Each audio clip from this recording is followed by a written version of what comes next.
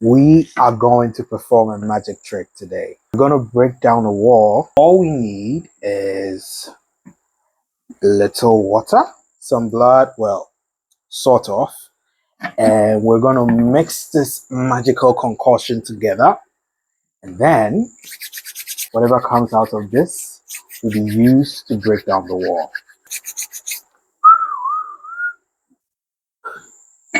Think of this as your typical village, people living in huts, going about their daily activities. Now imagine if this freedom was restricted by a giant wall that trapped the people in the village, restricting their movement.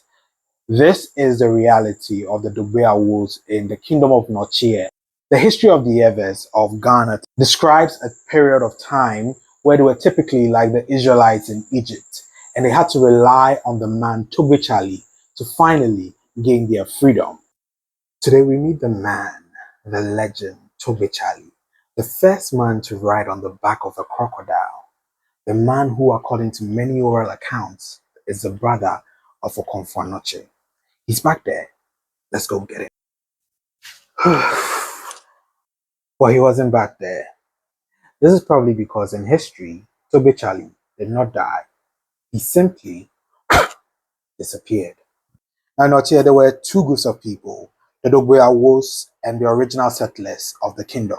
The kingdom was ruled by King Agorkoli. Now, a death occurred among the Ewes, and they found a way to blame it on the relative of King Agorkoli, who was a cause of worry and abuse for the Ewes. When Agorkoli found out about this, he was furious and he started to abuse them. Now, among the tasks that were assigned to the Ewes, one of them was to build a wall around the kingdom of Nochie. Legend has it that the wall was 24 feet wide and 80 feet high. So some of the elders came together. They set out from the kingdom of Nochie, exploring the surrounding areas, looking for a place where they could escape to. Charlie eventually found a place and came back and informed them. But there was a problem. You see, they couldn't just escape, especially in the situation where King Agorkoli and his men could pursue them and bring them back. So the plan was, after they got out of Nochie, they were going to walk backwards to give the indication that they were moving into the kingdom rather than leaving the kingdom. To deal with this monstrous wall, magic was needed. So Charlie came up with a plan. Anytime the Ewes needed to throw away any dirty water that they had, they just sprinkled it on a particular part of the wall. And when the women had their time of the month, the blood was also sprinkled on that section of the wall. On the day of departure, Togbe Tsali cast a spell all over Nochie, and the residents fell asleep. He then caused heavy rain to fall.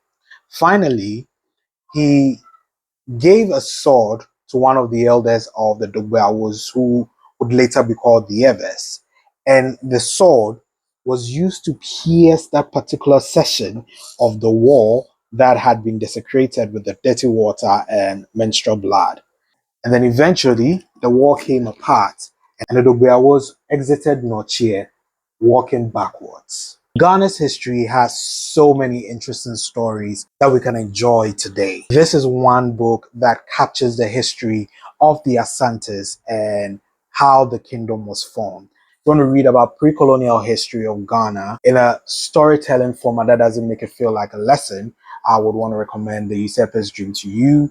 If you check my bio, there's a number that you can call if you're in Ghana. If you're not, there's an Amazon link as well where you can order copies.